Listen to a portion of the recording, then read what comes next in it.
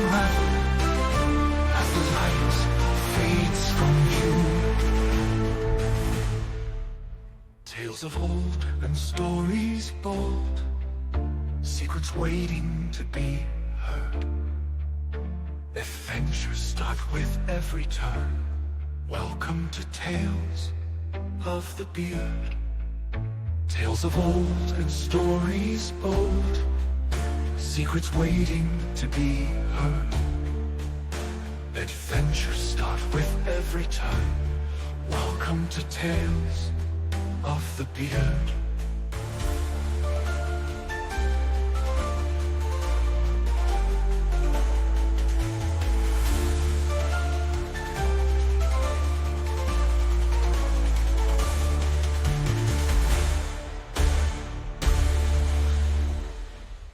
Imagine stepping on stage for your biggest concert, the world waiting in anticipation, and then disappearing without a trace. In this episode of Tales of the Beard, we unravel the spine-chilling story of the vanishing violinist, a musician with a melody so haunting it could be heard even after they vanished into thin air.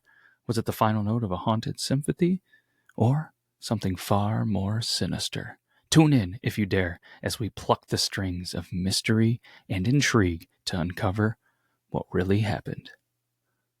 On the night of September 15th, the Philharmonic Hall in Vienna buzzed with an air of grandeur.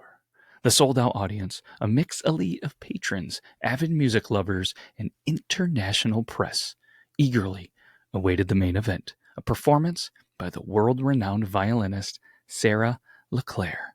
Her name had become synonymous with musical genius as she dazzled audiences across the globe with her breathtaking performances.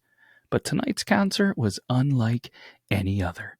Sarah was to play a custom composition rumored to be one of the most difficult and haunting pieces ever written, composed for her by the famous maestro, Emil Kroger. The lights dimmed and the audience hushed as the conductor took his place. Sarah, in her signature emerald gown, gracefully walked on stage. Her custom-made Yamaha violin, a priceless artifact, gleamed under the stage lights. As she lifted her bow, time seemed to stop. The first note hung in the air, filled with a delicate intensity that silenced even the faintest breath in the hall. But just as the crescendo built, a collective gasp echoed through the audience. Sarah faltered, her bow slipping from strings, her face twisted in confusion. She stepped back from the edge of the stage, turned, and disappeared into the curtains behind her, vanishing without a trace. The orchestra paused, absolutely stunned. The conductor looked around in disbelief. For several agonizing minutes, the audience sits in silence, just waiting for her to return. But Sarah never came back. By the time the backstage crew rushed to find her, the violinist had vanished, along with her violin. The Vienna Police Department arrived within the hour, led by Inspector Eva Mueller, a seasoned investigator with a reputation for solving impossible cases. She knew this one was a bit different. Sarah LeClair's disappearance wasn't just a missing persons case. It was a scandal that rocked the world of classical music to its core. As Eva stood in the artist's dressing room, the remnants of Sarah's life was scattered around. There was makeup brushes, a silk scarf, and a glass of untouched water. But there was no sign of a struggle, no clue as to where she had gone. The only item noticeably absent was her violin, the priceless Yamaha that had been in her family for centuries.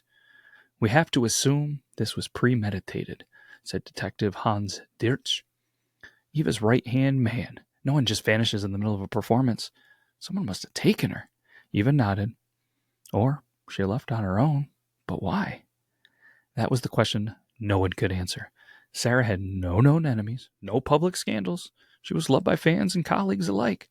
But as Eva delved deeper into Sarah's life, she began to uncover cracks in that perfect little life. The first person of interest was Emil Kroger, the composer of the haunting piece Sarah had been performing. Emil was a reclusive genius with a volatile reputation. He had been very very obsessed with Sarah's talent, composing pieces solely for her to play. But the relationship had become strained in recent months. Rumors of creative disputes, heated arguments began to circulate within the classical music community. Eva visited Emil in a secluded home just outside the city. The composer, tall and gaunt, with wild silver hair, greeted her with a mix of annoyance and exhaustion. "I didn't take her," he snapped, before Eva could even ask her first question. She's irreplaceable. I never do anything to harm her." "But you two argued," Eva probed. "About the music. Nothing more," Emil insisted, his fingers twitching nervously.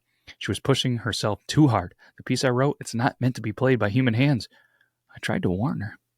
"What do you mean by that?" Eva asked, her curiosity spiked. Emil sighed, pacing the room. "The piece is cursed.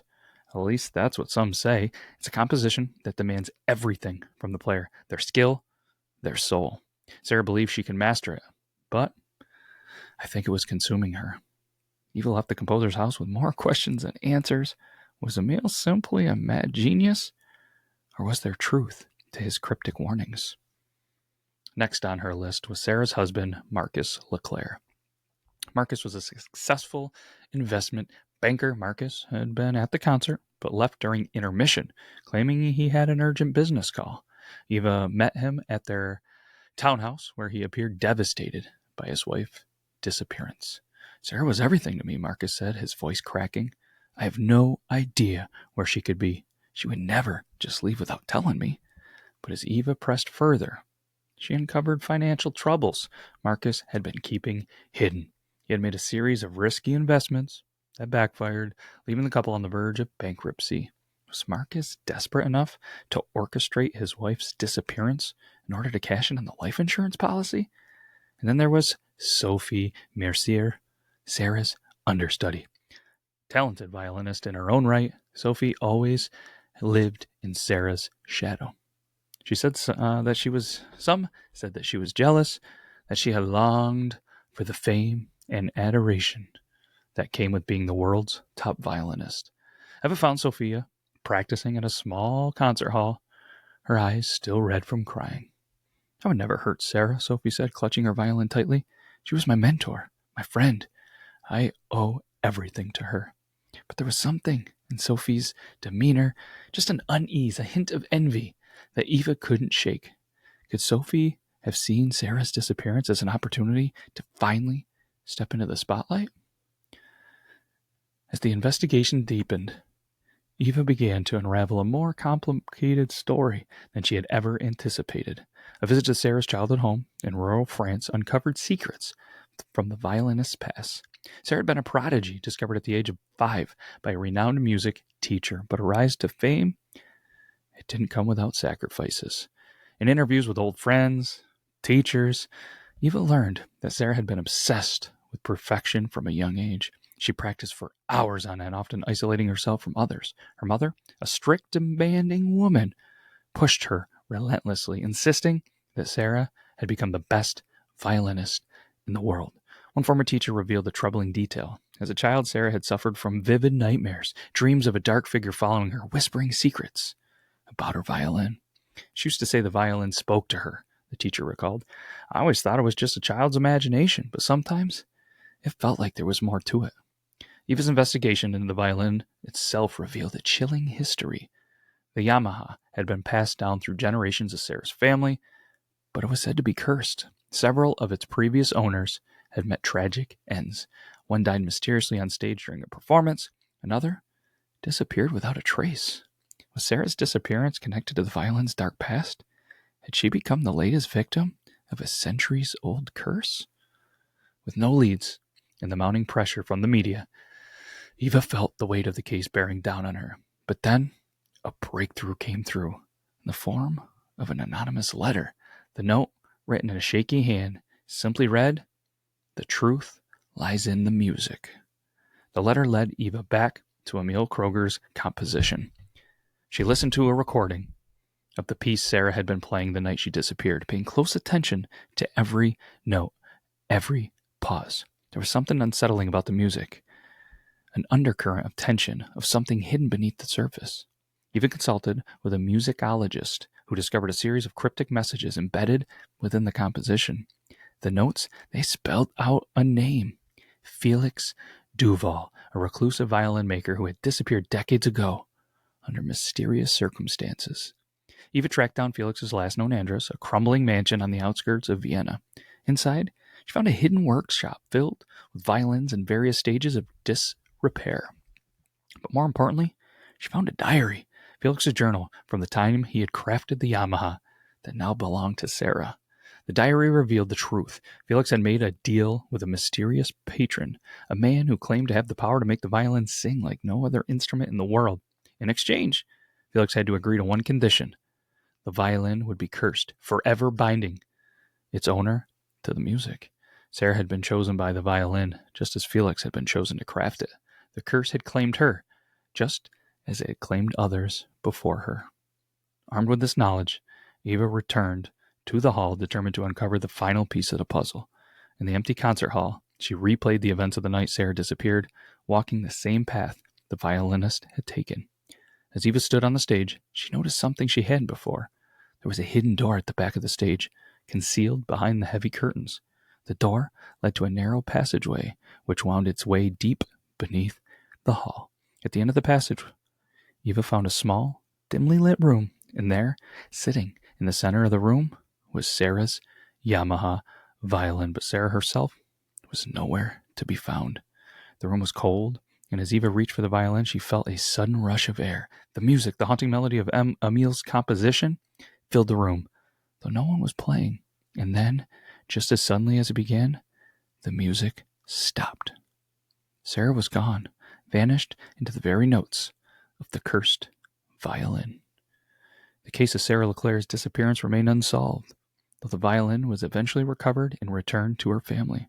Some believe she had been taken by the curse, her soul forever bound to the music she loved so dearly. Others, though, they speculate that she had staged her own disappearance, escaping the pressure of fame. But one thing was certain: the world of classical music would never forget the vanishing of the violinist who played her final note and disappeared into legend. And somewhere in the echo of a haunting melody, Sarah's spirit lingered, forever entwined with the music that had been defined and destroyed her. That's it for another episode of Tales of the Beard. Hopefully you enjoyed The Vanishing Violinist. We'll be back next week with another tale from the beard. Take care, everybody.